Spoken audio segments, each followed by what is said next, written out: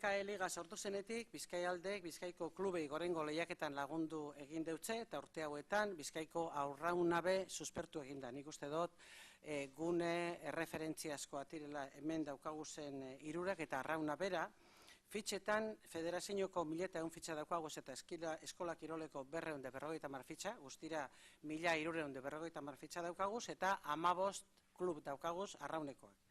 Zierbena, Santurtzi, Portugalete, Iberia, Kaiku, Deustu, Lutxana, Raspas, Getxo, Arkote, Mundaka, Bermio, Elantxo B, Izuntza eta Ondarru.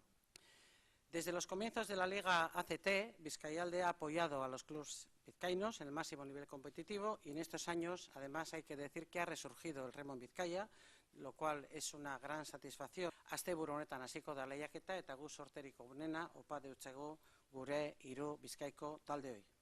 Lehenengo eta nahi dut eskertu, orain arteko gure laguntza emondozkun babesledanak, eta batez Bizkaialde eta Foru Aldundia.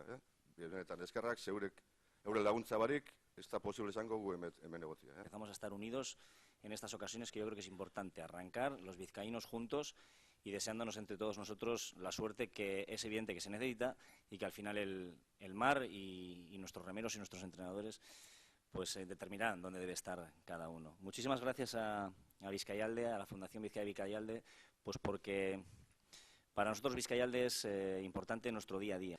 Y yo quiero, por lo menos desde este micrófono, que sientan mi apoyo a todos los clubes vizcaínos que están luchando muchísimo durante todo un año para estar con nosotros aquí, ¿no? Yo creo que nosotros no solo representamos a los otros clubes, sino representamos a una Realde, ¿no? Que es Vizcaya. Esto va bien, 3 equipos de Vizcaya que van a empezar la liga y que van a traer lo mejor para Vizcaya y también para Euskadi, porque lo que es bueno para nosotros es bueno también en general.